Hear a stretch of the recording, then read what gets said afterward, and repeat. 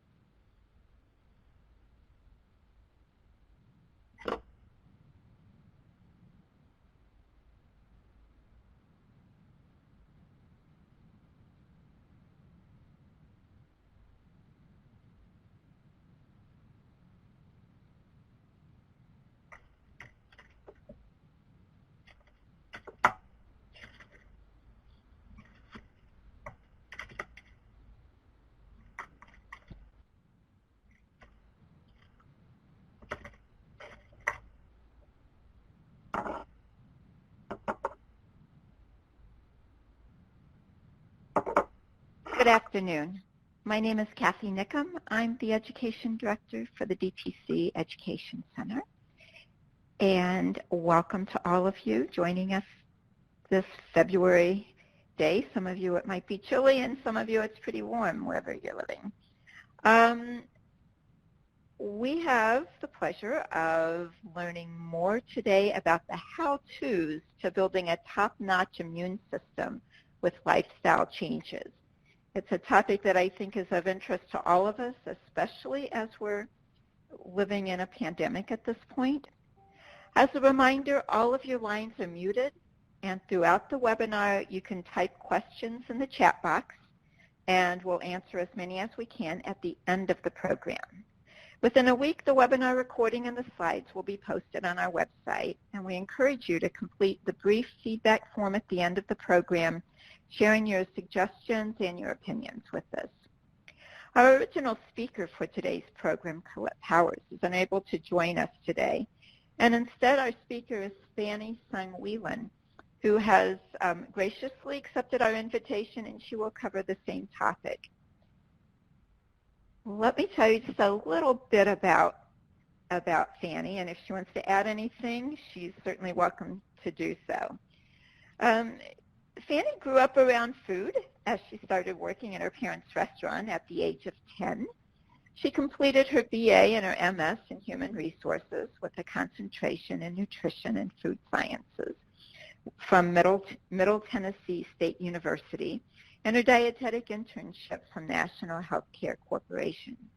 Fanny has been working with renal patients for 10 years, and for the past 8 years, she's worked with transplant and all stages of CKD patients as well.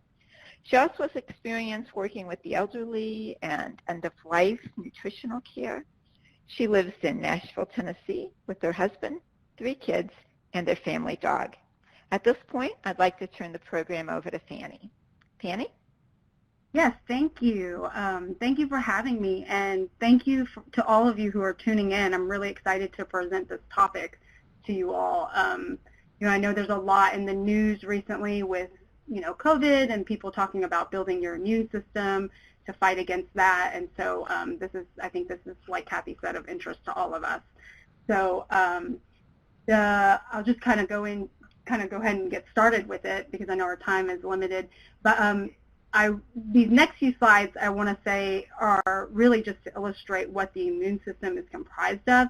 I think I wanted to include this because I think it's important when we talk about immune system, when we hear about the immune system, building immunity, we kind of think of it as being one entity, but in fact it's made of several different parts that kind of work synchronously to defend our health. So the immune system is really made up of a lot different organs, cells, and chemicals that work together to fight the microbes that cause infection that might enter our bodies from various, avenues. So the main parts of the immune system are white blood cells antibodies, the complement system, lymphatic system, the spleen, the thymus, and the bone marrow. And the immune system really keeps a detailed record of every microbe that it's ever encountered. So you can kind of think of it as like a blueprint. It keeps like a filing system of blueprints to fight the same microbes if it meets them again. And these blueprints are kept inside of certain types of white blood cells, specifically the B cells and the T lymphocytes. So just to kind of go into each portion separately, and I won't go into too much detail because it kind of gets a little bit boring if you kind of go into too much, but just kind of to touch on each aspect. The white blood cells are the key players in the immune system. They are made in the bone marrow, and they are a part of the lymphatic system, and which we'll get to, so there's an image that will show you how that goes. They move through tissues and organs throughout the entire body, and their job is to look for foreign invaders like bacteria, viruses, parasites, and fungus, and they will launch an attack when they find anything that is suspicious. Okay. Antibodies are next. They are a part of what we call the adaptive immune system. Their job is to fight microbes by recognizing the antigens on the surfaces of the microbes. These microbes kind of move around in our body with these antigens, kind of like specific signals, and or from the chemicals that these microbes produce. So their job is to recognize the chemicals or the antigens, and then they mark the microbe or the toxin as being foreign. So the way they do this comes from how they are made. So if you're watching the slide and you're able to refer to this illustration here, you can see number 1, and the numbers kind of light up there in the top left corner of each little box. But number 1 is these antibodies are made from millions and millions of B cells. And these millions and millions of B cells contain millions of unique B cell receptors, and you can see that in the little number 2 box. And in number 3 box is when a B cell finds a pattern on an invading microbe, it will activate. And then in illustration 4 and 5, which is that lower row there, the activated B cells become memory cells, and then they produce the antibodies. And so those antibodies are what provide protection when the same microbe, virus, or bacteria attacks again. So, you know, right now with COVID, I know everyone's hearing more and more about antibodies and, you know, this sort of thing, and how the vaccination is working. And so what our goal is for either, you know, to build these antibodies so that our bodies can recognize, you know, the coronavirus again if it sees it again, and be able to fight it off. And that's a big part of why it's been such, you know, obviously we don't know a lot about the virus. We're learning more every day, but, you know, it's just been such a big thing, you know, and it's affecting this country and the whole world so immensely because our bodies have never really met this type of virus. So, okay. So the complement system is next. And it is made up of proteins that complement the work done by the antibodies. This is pretty dense for kind of like, there are some people who really love like pathway diagrams. So for all these pathway nerds that might be out there, you might get really into this, but it can be a little bit dense. But basically, it's composed of more than 40 proteins and is considered a supportive part of the immune system. So you can think of the complement system as the cleanup crew, and it has 4 major functions. And that includes lysis of infectious organisms, and lysis just means that it kills that infectious organism. Activation of inflammation, and we hear about inflammation in terms usually of like reducing inflammation and, you know, limiting inflammation, anti-inflammatory, you know, we hear about that, but actually inflammation plays an important role in the immune system. And so part of it is the complement system will activate inflammation in order to fight the microbes. Something called opsonization, which is when a pathogen is marked for destruction. And then immune clearance, which is when macrophages and other types of cells clear out the antigen from the bloodstream. So there's a little pathway if you guys want to delve into that a little deeper on your own. So this is the lymphatic system, and I love this image on the right. It just shows that it is all over your body. You know, it's like a, you know, you can kind of think of it as like your circulatory system, where your blood goes all over your body. So does your lymphatic system. And the lymphatic system, what it does is it drains excess water from tissues and removes pathogens from the resulting liquid, which is called lymph. So the lymph passes through the lymph nodes. You can see the little, you know, dots, kind of bubbles throughout the lymphatic system. And on its way through these pathways, it'll pass through the lymph nodes. And the nodes are where the lymph is filtered of its waste products. So all those little nodes are kind of filtration systems that will filter the lymph product of you know, antigen or pathogens and waste products to take them out of your body. So next is the spleen. The major functions of the spleen include filtering the blood of pathogens and waste products, and then removing and destroying damaged red blood cells. The spleen also makes disease-fighting components of the immune system, including antibodies and lymphocytes. So sometimes you hear about people having to have their spleen removed if it, you know, ruptures and this sort of thing. And if it is enlarged or diseased, it can be removed, and you can survive without a spleen. The liver and the bone marrow, without your spleen, it will pick up the functions of the spleen. Although for those people who have had their spleen removed, they do need to be extra vigilant about the first signs of infection, because they can be a little bit more immune compromised. So, but it is possible to live without a spleen. So, and it's just amazing. It just shows how, you know, when one system in your body doesn't work anymore, something else will pick up its slack. And very similar to, you know, if we have like some transplant folks on the call, you know, if you donate your kidney to someone, your other kidney will kind of pick up the slack of of just having one. So our body just kind of adapts really easily, and that's amazing. So this is the bone marrow. The bone marrow is spongy tissue that's found inside of our bones. And the blood stem cells found inside of the bone marrow are what produce red blood cells to carry oxygen throughout our body, white blood cells to fight pathogens, and platelets that are necessary for blood clotting. At certain stages of kidney disease, I just want to mention the hormones necessary to maintain red blood cell production are disrupted. So, you know, some of you might be aware that due to the way the kidney is involved in making some of these hormones, for these individuals, they might need to have iron infusions or other medications in order to maintain certain components in their blood. So, you know, I often tell my patients that when we think about kidneys, you know, we think about, oh, it's filtering waste products and removing waste products from our body through our urine, but the kidney does so much more, and so it affects, you know, your red blood cell count, which then affects your oxygen levels.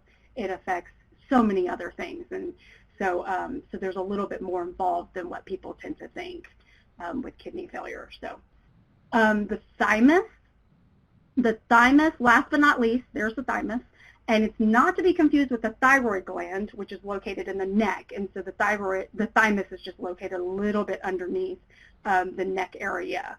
And then there's also another similar sounding gland called the parathyroid gland. And some of my patients, I just wanted to mention, because I know you guys, some of you may have heard a bit about your parathyroid gland. You know, it kind of just, they sit behind your thyroid gland, which all sits above your thymus. And so, but the thymus, the job of the thymus is it filters and monitors blood contents, and it produces red blood cells called T lymphocytes. So, you know, I just wanted to kind of go over all of that, because it's like all these different components kind of work together to do very similar things, and so they all kind of help each other in this, this kind of immune system. So next, Okay, so this goes into what helps our immune system. And I know there was an article that Colette Powers had written really detailing the 3 Ps approach, and so we're going to dive into that a little bit more.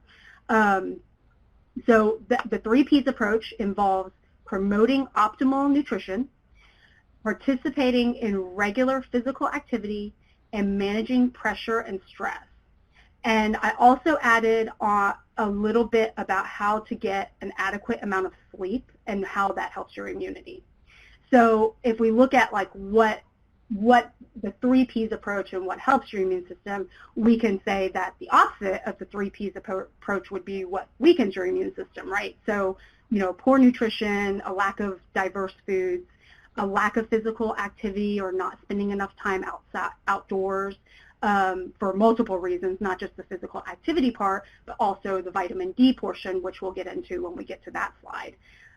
And increased anxiety or experiencing grief is, a big part of stress and pressure. And at this point in this global pandemic, a lot of us are likely experiencing some level of that.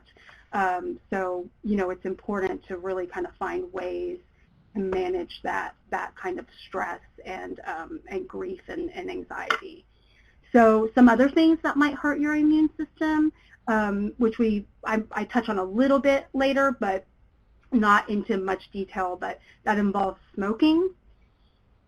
Drinking too much alcohol can inhibit your body's ability to fight infection because your body is, if you're drinking too much alcohol, your body is trying to clear itself of the alcohol, and so it kind of puts everything else on hold. So that can inhibit your immune system. Not having a strong support network, that's a really huge thing as far as being able to manage your pressure and stress and grief and that sort of thing. And then also certain medications, especially for those who have had organ transplants or are on immune suppressants for other reasons. The job of your immune suppressor is to suppress your immune system. So, so that can inhibit, some of your immune functions. Okay, just before we get into it, I wanted to add this disclaimer.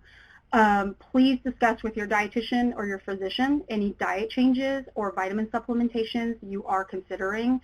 Every patient is different, every person is different, and a lot of this will be dependent on what your labs look like, what your lifestyle looks like, what your specific needs are. So some of these recommendations may not fit your specific dietary and physical needs. Another thing I wanted to add is that none of these recommendations will replace wearing a mask and distancing to protect yourself from COVID-19.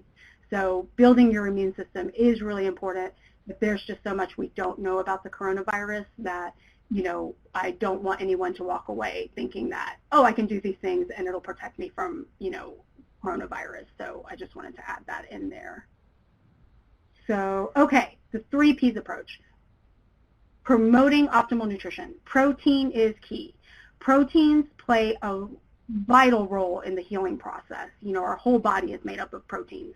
And so getting adequate amounts of protein are really important for creating antibodies and immune system cells. There are 2 different ways that proteins can be differentiated.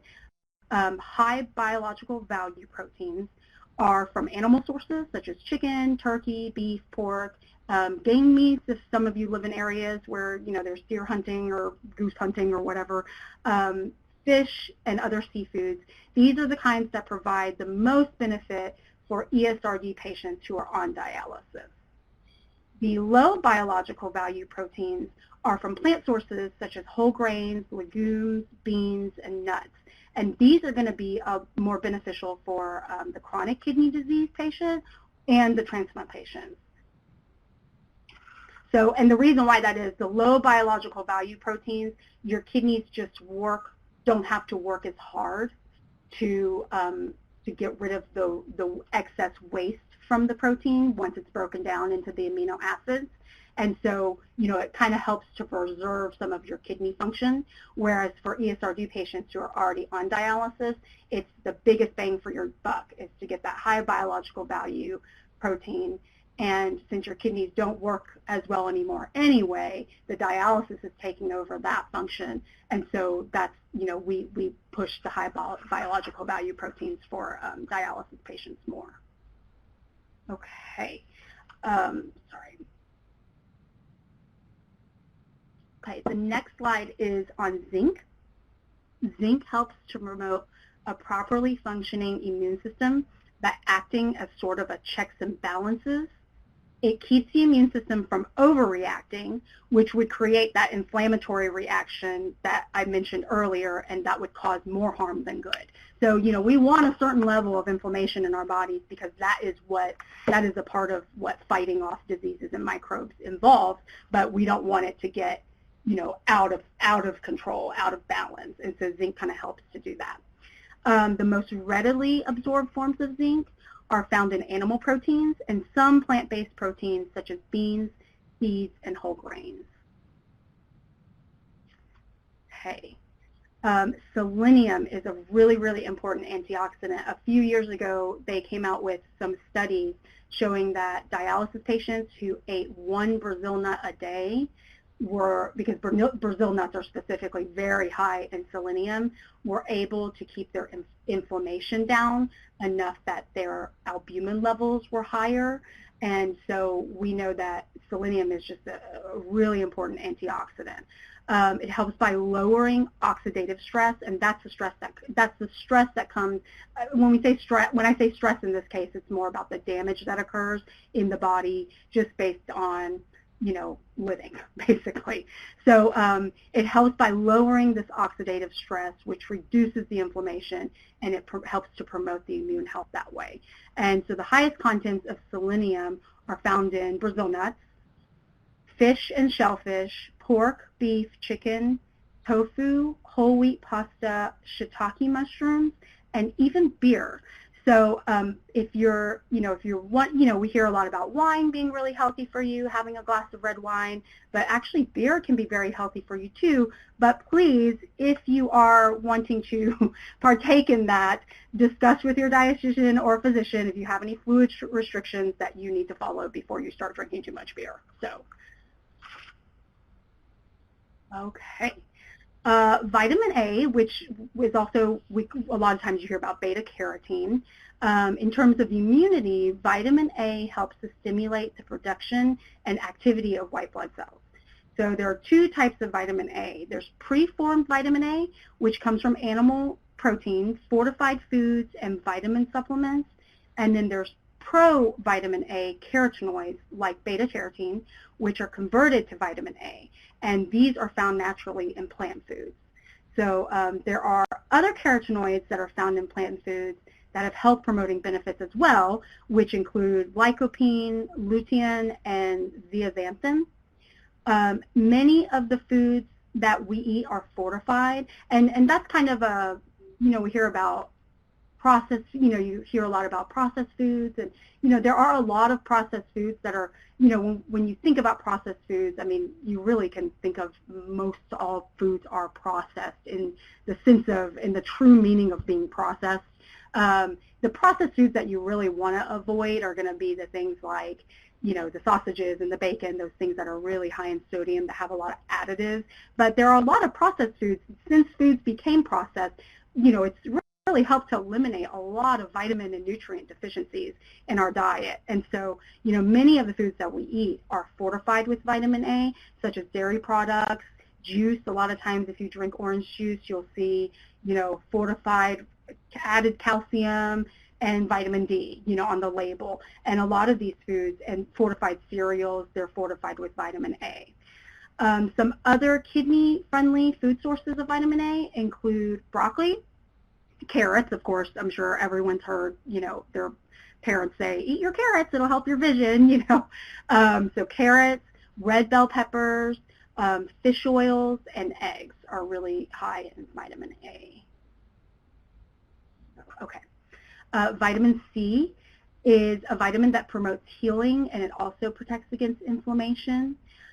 Some of the common food sources include bell peppers, tomatoes, potatoes, broccoli, Brussels sprouts, strawberries, citrus fruits like oranges and grapefruits and, those little mandarin oranges, the little cuties.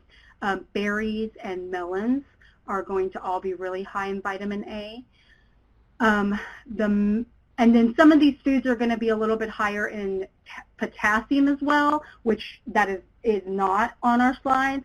So I just want to mention that to you because, if your potassium tends to run a little higher, that might be something you want to talk to your physician about before you start drinking orange juice every day or something like that. And also to maximize the iron-containing benefits from non-heme sources, which are, so non-heme sources are iron-rich foods that are not from animal products.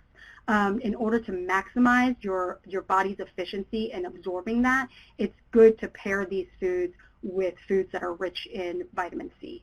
So some of those non-heme sources of iron would be things like beans, quinoa, spinach, and so you might do like, beans and rice with some salsa, and that salsa, the tomatoes in the salsa is going to give you that vitamin C to help kind of promote that, the increased absorption of the iron from those foods. Okay. All right. Vitamin D. Vitamin D has been in, scientists are looking at vitamin D for all of its benefits. When we used to think about vitamin D, we talked about it being strong, healthy, strong, building strong bones and this sort of thing. And now they're discovering that it is not only an essential vitamin for building strong bones, but there are so many things that, vitamin D is doing for our bodies. So, they found vitamin D receptors are expressed on immune cells and other organ cells. And so some of the things, just sticking with the immunity part of, this discussion, some of the things that vitamin D, does for our immune system are that it helps to control infection, it helps to reduce inflammation, and it even can help reduce cancer cell growth. And so they're just learning so much about vitamin D. It's kind of been touted as kind of the miracle vitamin. We do get some vitamin D from the foods that we eat, but also really important is from sun exposure, because our bodies can make vitamin D when we're exposed to the UV rays. And, we don't spend enough time outdoors, which is something I mentioned in the first few slides about, promoting kind of outdoor time. So, and when we do spend time outdoors, we're slathering on the sunscreen. And, of course, we want to protect our skin from those UV rays that we hear about, cancer-causing rays, but it is important sometimes to just be outside, to bare your arms and even a little bit of your chest and your face and just get a little bit of that sun exposure. So some of the foods that are high in vitamin D include fatty fish such as salmon, herring, and sardines, egg yolks, mushrooms, fortified foods such as milk. Milk doesn't naturally contain vitamin D, but it is fortified with vitamin D. There are a lot of milk alternatives that are also fortified: soy milk, almond milk, rice milk, oat milk, hemp milk. There's all kinds now, you can buy. Orange juice, I mentioned earlier, orange juice is now a lot. You can buy orange juice that's fortified, or you can buy orange juice that's not fortified. And then a lot of cereals and grains. And so, on the one hand, you think of these foods as being like, oh, okay, well, if I drink a glass of orange juice every day, then I'm good to go, or I eat my bowl of cereal in the morning, I'm good. But it's pretty hard to get your vitamin D levels up to optimal levels. And so vitamin D, and because we don't spend enough time outside in order to help with that production through our skin, so vitamin D supplementation is often needed to meet those requirements. So, I would say if you're thinking about starting a vitamin D supplementation, have your physician check your vitamin D levels to see if that's something that you need, because, toxicity of some of these vitamins is something that we have to think about as well. So you will have to be careful about that kind of thing. So I would definitely talk with your physician before you start any kind of these vitamin supplementation. Okay. All right, vitamin E. So they have found that vitamin E, the immune cells are made from polyunsaturated fatty acids, and the highest concentration of vitamin E is found within these immune cells because of that polyunsaturated fatty acid. What vitamin E does is that it enhances the T cell function, so it helps the T cells do their job better. So this vitamin is readily available in many foods that we eat: fortified cereals, spinach, beet greens, pumpkin, red bell peppers, asparagus, avocado, seeds, nuts, peanut butter. And normally people don't have a deficiency in vitamin E. It's not a vitamin level that's typically checked. So supplementation is not usually needed for vitamin E. Okay. Omega-3 fatty acids, that was one that was not included in the article that you guys read. I wanted to include this in our presentation just to kind of touch on it. You know, in the past few years, there's been a lot of discussion about getting omega-3s and that kind of thing, so I just wanted to touch on it. There are 3 types of omega-3 fatty acids. The ALA, which is the alpha-linolenic acid, that is the one that is found in nuts and seeds. And then the EPA and DHA, those are the ones that are going to be found in your fatty fish. So not only do omega-3 fatty acids reduce inflammation, but they've also been found to affect all immune cells by influencing the functioning of the immune cells. So we hear a lot about omega-3 fatty acids being good for, you know, your heart health, and make sure you're getting enough omega-3 fatty acids for heart health, but it also plays a huge role in your immune cells as well. And this is not to be confused with omega-6 fatty acids. I just want to touch on that. Omega-6 fatty acids are found in most all of the foods that we eat, and they're not bad for us, but the imbalance of the ratio between the omega-3 fatty acids that the typical American diet gets versus the excess of the omega-6 fatty acids that we typically get in our diets, that is where the issue comes in. So omega-6 fatty acids are also important, but we want to be able to have like a good balance of the two so that their ratio is kind of evens out a little bit. So foods that are high in omega-3 fatty acids are going to be the fatty fishes such as salmon, mackerel, herring, sardines, anchovies. And I know that, you know, for people who don't love, you know, some people just like fish, kind of the milder fishes like cod or tilapia or haddock and trout, you know, kind of the milder tasting fishes. Those are still fine, but they're going to be lower in the omega-3 fatty acids. Whereas, you know, if you're not into the fatty fishes, like the ones I just listed, you're probably thinking like, oh, you know, because they you know, they have a very distinct taste, you know, and very different from the milder fishes. And so some of the other ways that you can get the omega-3 fatty acids are oysters, if you like oysters, which I love, but some of you may not. Flax and chia seeds, but you want to make sure that those are ground, because a whole flaxseed and a whole chia seed, your body is not going to be able to digest that and ground that up, and it won't be able to release the beneficial components that are found within the seed. So you can buy, you know, ground flaxseed, and so that is one way you can get it. Walnuts are going to be high in omega-3s. That's one of the highest omega-3 nut, and then soybeans, so, you know, any kind of soy product and that kind of thing. And then, of course, you can find omega-3, you know, fatty acid supplements, fish oil tablets and capsules, or capsules, I mean, or just the oil. Some people like to just put oil in their smoothie or whatever it might be. And I would just mention that if that is the route that you want to go, to find a reputable brand, because some of the brands that might not be as reputable, you might find some, you know, what's the word I'm looking for? Oh, I'm blanking on the word, but kind of it's not filtered as well, and so it might not be as pure is what I'm trying to say, as what you would want to get. So definitely find a, you know, a brand that has a better reputation. So, okay, all right. Also not included in the article was, which I wanted to touch on, was probiotics. And so, the gut, we think about probiotics as being just for the gut health. We hear about that a lot. But the gut and the immune system have kind of a bi-directional relationship. They really kind of go together. Our gut microbiota develops and regulates our immune system. And in return, our immune system maintains that symbiotic relationship between us, our bodies, and our microbial health. So in order to maintain this relationship, our gut must be able to talk to our immune system and send messages back and forth.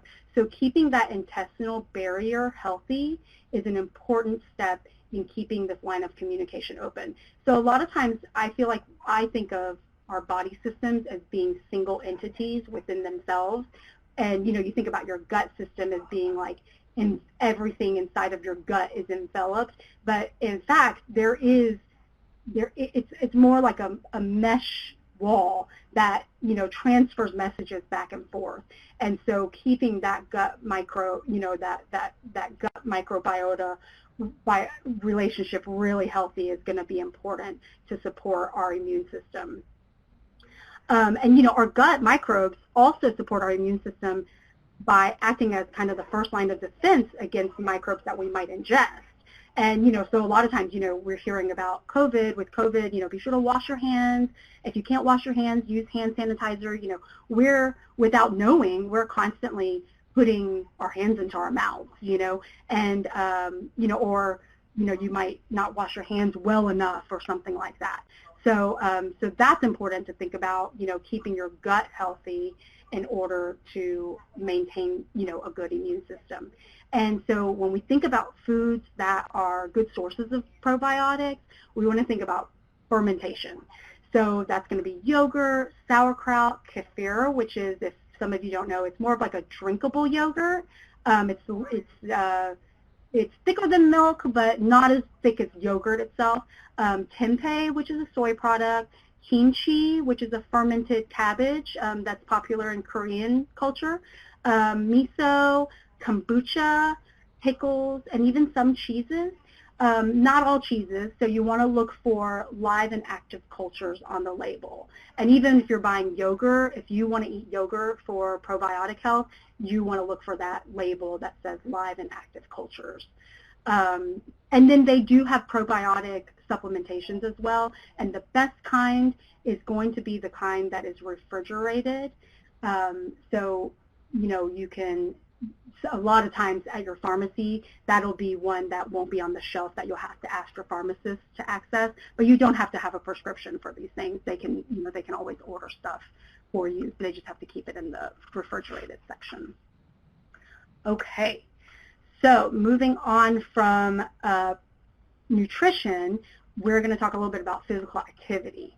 So regular physical activity has been associated with improved immune function and stress reduction, which is our next point. So they it's kind of a double whammy. There was a recent study, as I was typing up this presentation for you guys, I got an email saying, there was a recent study that just came out that found that increased physical activity can reduce mortality rates in CKD patients by more than 50%. So, when you think about physical activity, there is really no downside. It helps everything. It helps your mental health, your physical health. It helps you sleep better. It helps your appetite. I mean, it's just kind of the cure-all. So, it's hard, if you're not already a little bit physically active, I think a lot of times people want to jump from doing nothing to doing it all. And it's, what I always tell my patients is setting realistic goals. You don't have to go from all, it's not all or nothing. And so shooting for 30 minutes most days of the week will give you that 150-minute minimum. And you don't have to do it all at once. You know, you don't have to get out there and go run a couple of miles to get it all in. You can break it up into 10 to 15-minute increments. And so some people will say, you know, I work a desk job all day, you know, I'm not able to, you know, I get home at night, I've got kids, I got to feed them, and, you know, all these things to do, you know, I believe all states, if I'm not mistaken, you know, we have labor laws in this country, and, you know, people are allowed a 15-minute break. And, you know, 2 15-minute breaks for, you know, an 8-hour work shift, you know. And so, you know, you can get outside. You know, our weather, like Kathy said earlier, some of us are still under a sheet of ice, but most of us are starting to thaw out. And as the spring is right around the corner, you know, you can get out there for about, you know, 10 or 15 minutes during your break, just to get a little bit of stroll in the parking garage or around the block where you're working, or if you're working from home right now, you know, up and down your driveway even if you live on a busy street, or, you know, there's usually some place you can get to. And just being able to, like, kind of remove yourself from the stress of work and sitting in front of a computer, if some of you guys are doing that, you know, is really important, not just for the physical activity portion, but also managing the stress and reducing the stress and pressure. It is important to try to include at least 2 strength resistance sessions each week. And that doesn't mean you have to, like, join a gym and go pump iron. You know, you're not trying to, you know, we don't need to bench press anything, you know, but even walking is considered a resistance exercise. So, you know, there are different things. And if you guys, you know, if there are some of you who are a little bit older, not able to get around as easily, you can YouTube different, like, you can just Google silver sneakers resistance, and they will give you ideas for different things that you can even do around your house, using household items that can kind of help with that resistance, the resistance exercises. So, you know, you don't have to go buy a bunch of dumbbells and all that kind of stuff. So, you know, walking is really the easiest and most accessible form of physical activity. You know, you don't need a gym membership, and you don't even need to go outside for walking. You know, if you're sitting and watching TV during your commercial breaks, just get up and walk around your house for a few minutes, you know, and that can count. So, you know, it doesn't have to be the way you see it on the television, you know, it's all or nothing. And if you really want to get ambitious and move on from just walking, you know, swimming, cycling, jogging, even like yoga or Pilates are really great exercises. Right now there's, you know, with this pandemic and not being able to gather in gyms and that sort of thing, they have a lot of people are posting YouTube videos for yoga and Pilates, and a lot of these videos have, you know, they'll have different people, and everyone will be doing a different modification. So you'll have the person doing the advanced, the intermediate, the beginner, and then the super modified for, you know, someone who might be physically unable to do some of those. And so those are readily available on YouTube, and they're free. So if you have internet access, that's one way. If you're a part of a gym or you have access to a gym, a lot of gyms offer classes, and these instructors are great. They can usually always help you find a modification for any of the exercises that they're doing to meet your personal needs. And so, you know, you just have to kind of ask, you know, hey, I'm a little bit more, I need a little more help. Can you help kind of show us modifications? And a lot of them do that anyway. And then, of course, for some of you who are older, there are kind of the silver sneakers gym classes, and those will really be tailored to meet a lot of those needs. Oh, okay. Managing pressure and stress.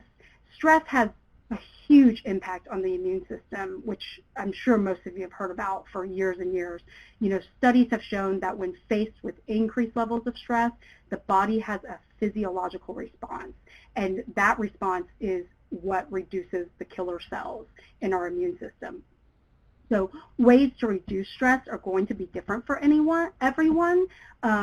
You know, if this was kind of an open discussion, I'd love to hear about some of the ways that you're thinking about or the ways that you tend to reduce stress. But for me, I like to take a walk outside. Like Kathy mentioned earlier, I have 3 kids. I work full time, and my kids are young. You know, they're 3 below 6 years old, and you know, I like to just take a walk outside by myself. You know, anytime I can get by myself is the best. I might take the long way just to get home so I can be by myself in my car for just a little bit longer, So every minute counts for me. Taking a bath, reading a book. I like watching, right now I really like watching really funny TV shows. I've gotten into romantic comedies recently, which is not usually my thing. But it's just, my friend keeps trying to tell me, you should watch The Sopranos. I'm like, it's just too heavy for me right now. Like I need something that's quick and easy and funny, and I can just forget about my cares, So that's kind of fitting my needs right now. Some other ideas might be, I'm not good at sitting still. If any of you could see me right now, I'm moving my arms and talking like you guys are in the room with me. So, meditating is not something I'm great at, but my husband enjoys that, and that helps him a lot, and some of you as well. Meditating is a good thing. They have apps that can help with guided meditation. Some people like to journal or listen to music, soothing music, talking to a friend, which is something that I really, lean on my support system a lot, and really difficult focusing on getting more adequate sleep. So that one's tough, and we'll talk about that next. So, if you guys have ideas on how you can reduce stress or how you, do reduce stress, feel free to type that into the chat box because some people might get, some ideas from that. So I know we're kind of running low on time, but we're kind of wrapping up. Adequate sleep, so important. I wanted to add this definitely because it's so important. While we are sleeping, we've heard about kind of that is when your body is repairing itself and all this sort of thing. And as far as our immune system goes, while we are sleeping, our bodies are releasing cytokines, and these cytokine cells are what help us to heal from inflammation and illnesses. So studies have found that this increase in cytokines during our sleep is beneficial even when we are not actively sick. And so the role of the cytokines is to strengthen the immune system. And so why does this happen while we are sleeping? How come this doesn't happen when we're just walking around? So while we're sleeping, everything else, all of our other major systems are kind of just in a kind of a standby mode. So, all of our other major systems are kind of at rest. And so that frees up resources that are needed to repair our bodies and to kind of rejuvenate. And so also, the inflammation that occurs during sleep. So inflammation is, like I said earlier, it's not necessarily a bad thing. We don't want it to get out of control, but we need some of it to keep our body functions going. And so the inflammation that occurs during the time that we're sleeping could affect the mental and physical functioning of our mental and physical functioning if this were happening during waking hours. And so it's important that this happens during sleep because we're not having to use our bodies for anything, we're not having to think about anything. So that's one reason why it happens during sleep. Another reason is that the melatonin, which is that sleep-inducing hormone that we hear a lot about, that melatonin is produced more while we're sleeping, and that helps to counteract the inflammation that occurs during sleep. So what does happen when you are sleep deprived? When you get enough sleep, inflammation levels will reduce back to normal before you wake. Whereas when you don't get enough sleep, that inflammation will persist during the waking hours. And so that's where it will start to build up and then wreak havoc over time. So, being sick and having like a kind of a acute inflammation at this moment in time, that's okay. Everybody's going to have that. That's part of your body kind of fighting back. But having that inflammation build up over time, that's where some of those issues come in. So how do we get more sleep, right? That is, like I said, I've got 3 kids under 6, and I am not getting enough sleep. I can tell you that. So, I've been trying really hard. When the pandemic first started, I was waking up every single night for like 2 hours, could not go back to sleep. And in the past few months, I've been able to really focus on my habits and my routines and then kind of my sleep environment as I'm getting to kind of winding down in the night. And all of that is called your sleep hygiene. So having a consistent sleep schedule can be helpful. This one's really hard for me, avoiding phones and tablets and laptops in the bed. And, that kind of helps to shut down your brain when you're looking at your phones or your tablets. Not only is that blue light, you guys, some of you may have heard about, you're limiting the blue light exposure, which is what mimics daytime light. So, in the bed, you're kind of wanting to wind down and, shut your brain off, shut your body off. So, kind of trying to avoid phones and tablets. Now, I'm not good at that. So one thing that you can do, just to be realistic, is if you have like an iPhone or a lot of your, if you have an Android, they have apps that have, kind of a blue light filter that will dim your screen and turn off the blue light, and that can be helpful too. And another thing I want to mention is that something that can help sleep is our relaxation techniques like meditation, which, when my husband was doing meditation, I was like, all right, I'll do this with you. And every time I would fall asleep. Like it would not fail. A minute and a half into the meditation, I would fall asleep. I mean, it was insane, So that really, can help. Mind-body methods like yoga or Tai Chi, where you're focusing on connecting your mind to your body, that can kind of help improve sleep as well. And I know that might sound a little bit frou-frou, hippy-dippy for some of you, but it really can help. So give it a shot if that's something that you have. Oh, and I'm seeing Vivi here say breathing exercises. That is and that's a lot of that meditation kind of helps you focus on your breathing and that kind of thing. So.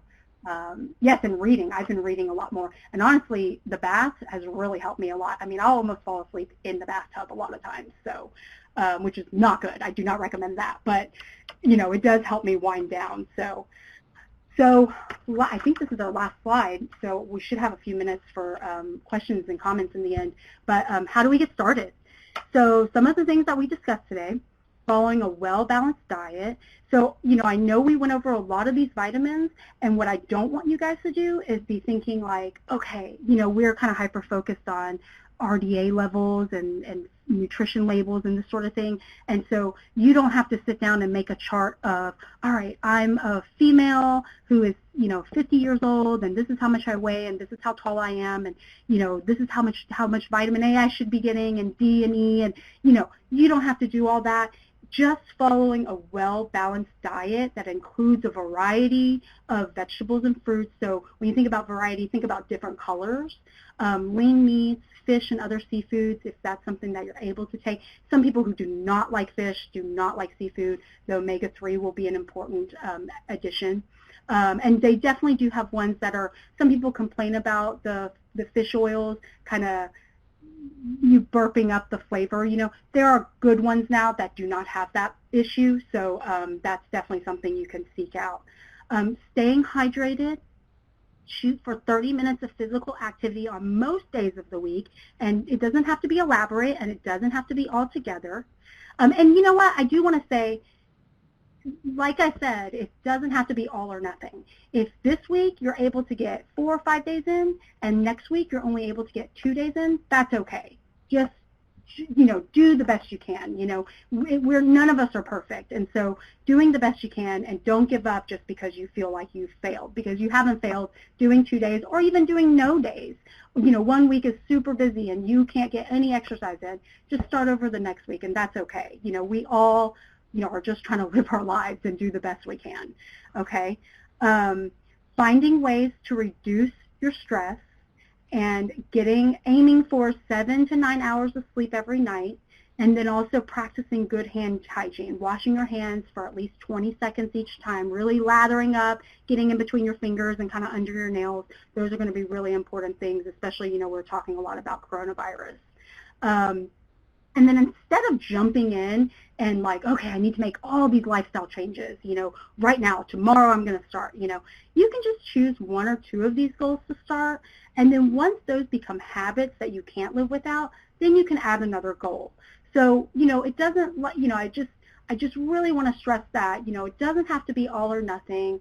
You can kind of ease into this kind of thing. And if 1 week you feel like, I didn't do any of those things I meant to do, that's okay. You can start over next week, and having this is where that support system I think is really important too. If you have somebody that can kind of be your buddy, like kind of have a buddy system, someone who can kind of keep you in check and you can keep them in check. That is, I find that to be really, really helpful, especially for the exercise part. A lot of times it's kind of boring to go out by yourself, and so if you're able to find kind of a walking buddy, that is really, someone who can kind of help support you. And of course with COVID, if it's not someone who lives in your household, you'll want to go someplace where you can have a little bit of separation and be sure to wear your mask, if you're with them for a long period of time. So, we're kind of coming down to the end. So if there are any questions or if anyone has any comments or ideas, please feel free to share them. I wish we could do this in person and just kind of have an open discussion, but maybe one day. So.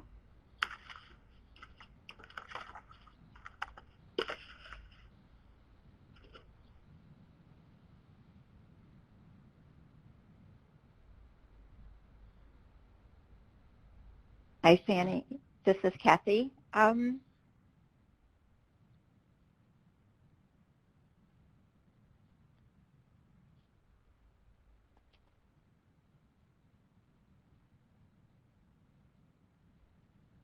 Hi, Fanny? Yeah. I thought this was a great presentation. I took all kinds of notes, and when I go to dinner tonight, I'm going to be looking in my kitchen to look at where's my vitamin D. I know you said don't get real specific, but it's like, where's my vitamin D? Where's my vitamin A? Where's my vitamin C?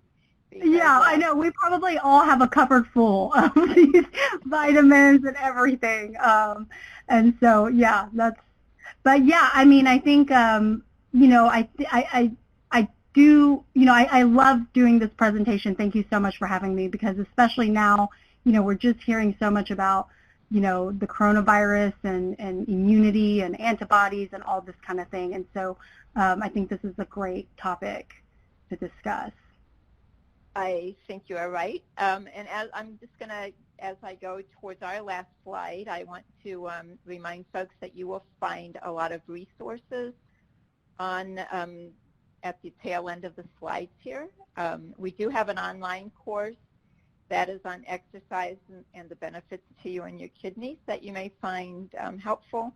Here are some handouts on this page that's available to you. And I do want to thank folks for attending, but one of the other things I wanted to share from your presentation that I thought of when you talked about even doing a little bit of exercise, that I have heard people who are saying they're just walking around their house or they're walking around their yard or in their basement just to get their steps in, because they do know that, they need to get some exercise, but they don't want to get out away from their home during this period of time. So I think your thoughts on increasing and at least doing exercise and that it's okay to skip a day or 2 days or whatever is real important. So thanks for sharing that as well. Yes, I think it's really important to listen to your bodies and just kind of, if you feel you didn't get a lot of sleep last night, you're feeling really tired, I think it's okay, it's okay to even make the decision, hey, you know what, I'm going to take a break today. I think that's listening to your body. I think that's really important to remember. And as far as exercise goes, some people, if you have a yard, gardening, all of that counts, sweeping, mopping, just kind of household chores, that can count as being active, I do think it's important to get a little bit of time outside. Just helps to reduce the stress, helps with that vitamin D that we talked about. And, there's a little bit more space sometimes, and so you're able to kind of stretch your arms out a little more and get a little more movement in. So, it's got multiple aspects of being outside that are helpful. Good ideas. Thank you. Again, Fanny, thank you so much for joining us. I also want to remind people to fill out the feedback form. Join us next month on March 25th for our webinar on the empowered patient, where we'll look at steps to manage diabetes and chronic kidney disease. And one last thing is I want to invite all of you to join us on March the 9th at 3 p.m. Eastern, when we will, through the DPC Ed Center, we will start a telephone support group, which I think goes right hand in hand with the things Fanny with what Fanny was talking about in terms of having a strong support system. So please think about joining us for that. You'll find more information on our website as well on that. And again, Fanny, thank you so much. Really Thank you so much appreciate for having me. joining us. Thank Thank you. you. And I thank all of you who attended today. Thank you for sharing the hour with us. And please fill out the feedback form and keep in touch. Thanks. Bye-bye.